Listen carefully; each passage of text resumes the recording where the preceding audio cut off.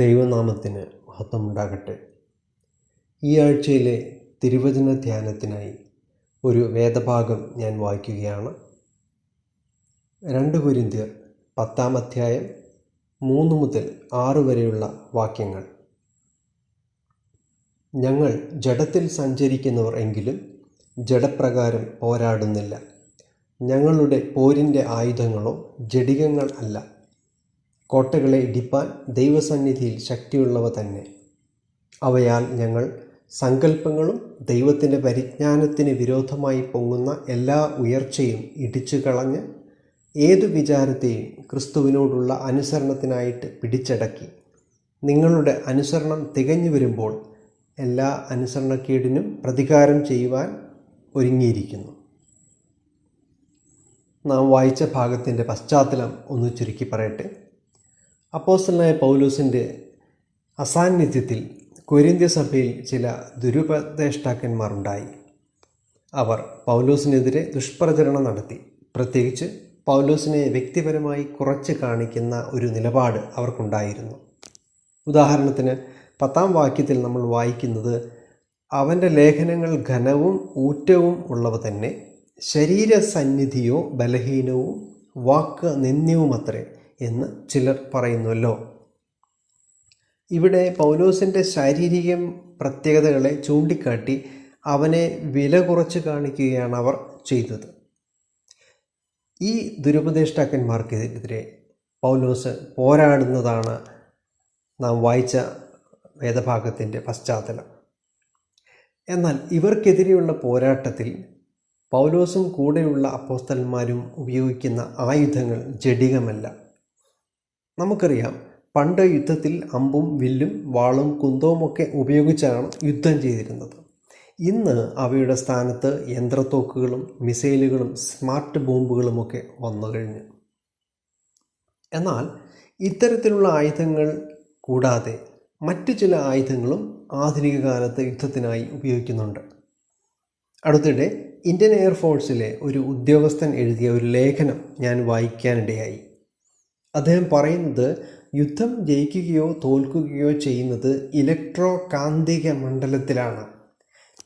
കണ്ണുകൊണ്ട് കാണാൻ കഴിയുന്നില്ല എങ്കിലും ഒരു യുദ്ധമേഖലയിൽ ഇത് അത്യാവശ്യമാണ്.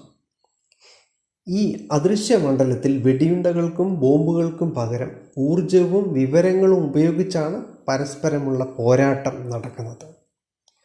2019 ഇന്ത്യയും പാകിസ്ഥാനും തമ്മിൽ നടന്ന ഒരു ആകാശ യുദ്ധത്തിൽ ഒരു ഇന്ത്യൻ വിമാനം പാകിസ്ഥാൻ വീഴ്ത്തുകയും ഇന്ത്യൻ പൈലറ്റിനെ തടവിലാക്കുകയും ചെയ്ത സംഭവം ഈ ലേഖനത്തിൽ എടുത്തു പറയുന്നുണ്ട്. പാകിസ്ഥാനേക്കാൾ കൂടുതൽ യുദ്ധവിമാനങ്ങൾ ഇന്ത്യക്ക് ഉണ്ടായിട്ടും ഈ ആകാശ പോരാട്ടത്തിൽ മേൽക്കൈ പാകിസ്ഥാനായിരുന്നു. കാരണം കാന്തിക തരംഗങ്ങൾ ഉപയോഗിച്ചുകൊണ്ട് അദൃശ്യ മണ്ഡലത്തിൽ പോരാടാൻ പാകിസ്ഥാന് കഴിഞ്ഞു. ഇവിടെ അപ്പോസ്തലനായ പൗലോസ് അദൃശ്യ മണ്ഡലത്തിലുള്ള ഒരു പോരാട്ടത്തെക്കുറിച്ച് പറയുന്നു. അതിനുപയോഗിക്കുന്ന ആയുധങ്ങൾ പക്ഷേ ജഡപ്രകാരമുള്ള ആയുധങ്ങളല്ല. 4 വാക്യം ഇംഗ്ലീഷിൽ നോക്കുമ്പോൾ അവിടെ എഴുതിയിരിക്കുന്നതിൻ്റെ അർത്ഥം ദൈവിക ശക്തിയുള്ള ആയുധങ്ങൾ എന്നാണ്. ഇനി ഏതൊക്കെയാണ് ഈ ആയുധങ്ങൾ എന്നറിയണമെങ്കിൽ നമ്മൾ എഫേസ്യർ 6:13 മുതൽ 18 വരെ വായിക്കണം. അവിടെ നമ്മൾ കാണുന്നത് സത്യം, നീതി, വിശ്വാസം, പ്രാർത്ഥന, ദൈവവചനം തുടങ്ങിയ ദൈവത്തിൻ്റെ സർവായുധ വർഗമാണ്. ഇനി ഈ ആത്മീയ ആയുധങ്ങൾ എത്രത്തോളം ശക്തമാണെന്ന് നമുക്ക് നോക്കാം. 4 വാക്യം പറയുന്നത്, കോട്ടകളെ ഇടിപ്പാൻ ശക്തിയുള്ളവ. ഇംഗ്ലീഷ് ബൈബിളിൽ കുറച്ചുകൂടി വ്യക്തമാണ്. അതിൽ പറയുന്നത് കോട്ടകളെ തകർക്കുവാൻ ശക്തമായ ദൈവീക ആയുധങ്ങൾ എന്നാണ്. കോട്ടകൾ എന്നാൽ എന്താണെന്നറിയാമോ? ഒരു രാജ്യത്തെ ശത്രുവിൻ്റെ ആക്രമണത്തിൽ നിന്നും സംരക്ഷിക്കുവാൻ വേണ്ടി ഉണ്ടാക്കിയിട്ടുള്ള വളരെ ഉറപ്പുള്ള കെട്ടിടങ്ങളെയാണ് കോട്ടകൾ എന്ന് നമ്മൾ വിളിക്കുന്നത്. എന്നാൽ മൂലഭാഷയായ ഗ്രീക്കിൽ കോട്ടകൾ എന്ന പദത്തിന് മറ്റൊരു അർത്ഥം കൂടിയുണ്ട്. അത് ഒരു സംവാദത്തിൽ ഉപയോഗിക്കുന്ന വാദങ്ങൾ എന്ന ഒരർത്ഥം.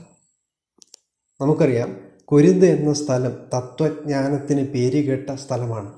നിരീശ്വരവാദികളായ തത്വജ്ഞാനികൾ സംവാദത്തിൽ പല വാദങ്ങളും ഉന്നയിക്കുമായിരുന്നു. പൗലോസിനും ഇത്തരക്കാരെ നേരിടേണ്ട അവസരങ്ങൾ ഉണ്ടായിട്ടുണ്ട്.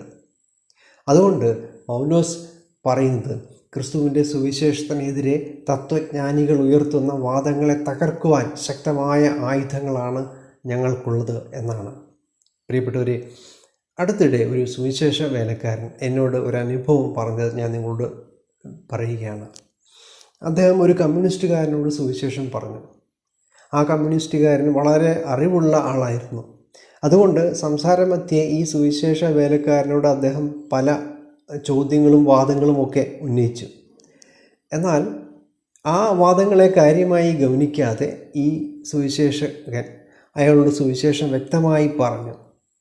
അതിനുശേഷം സുവിശേഷകൻ ആ മനുഷ്യനോട് ചോദിച്ചു, നിങ്ങൾക്ക് യേശുക്രിസ്തുവിനെ സ്വീകരിക്കാൻ മനസ്സുണ്ടോ? അത്ഭുതകരെന്ന് പറയട്ടെ, അദ്ദേഹം പറഞ്ഞു, ഞാൻ തയ്യാറാണ്. തുടർന്ന് അദ്ദേഹം കർത്താവിനെ രക്ഷിതാവായി സ്വീകരിച്ചു, ഒരു നല്ല വിശ്വാസിയായി തീർന്നു. പ്രിയപ്പെട്ടവരെ, സമാധാന സുവിശേഷത്തിനായുള്ള ഒരുക്കം ഒരു ആയുധമാണ്. ആ ആയുധം കൊണ്ട് നമുക്ക് മനുഷ്യ മനസ്സിലെ നിരീശ്വരവാദത്തിൻ്റെ കോട്ടകളെ തകർക്കാൻ കഴിയും. ഇനി ആത്മീയ ആയുധങ്ങളുടെ മറ്റൊരു ഉപയോഗം നമുക്ക് 5-ാം വാക്യത്തിൽ കാണാവുന്നതാണ്. അവിടെ പറയുന്നത് ഏത് വിചാരത്തെയും പിടിച്ചടക്കുന്നുവെന്നാണ്.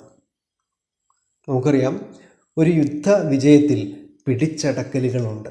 ചിലപ്പോൾ ശത്രുവിൻ്റെ ഭൂമിയായിരിക്കാം, അല്ലെങ്കിൽ പട്ടാളക്കാരെ ആയിരിക്കാം പിടിച്ചടക്കുന്നത്. എന്നാൽ ഇവിടെ അപ്പോസ്തലന്മാർ എന്താണ് പിടിച്ചടക്കുന്നത്?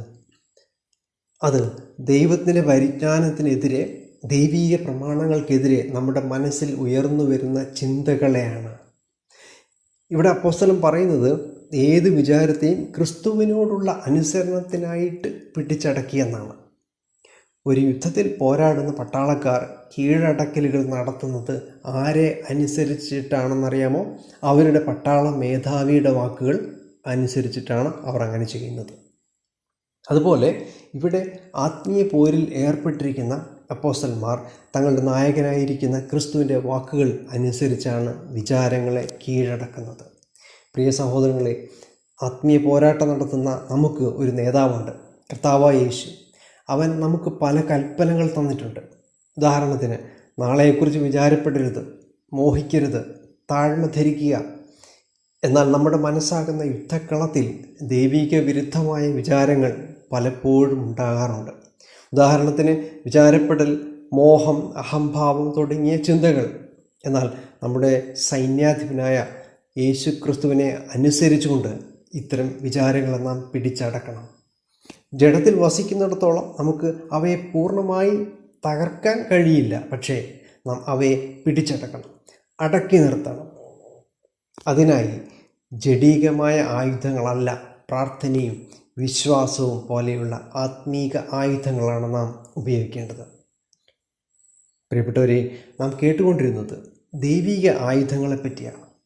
ക്രിസ്തീയ ജീവിതമാകുന്ന യുദ്ധക്കളത്തിൽ 2 തരം ശത്രുക്കളെയാണ് നമുക്ക് നേരിടേണ്ടത്.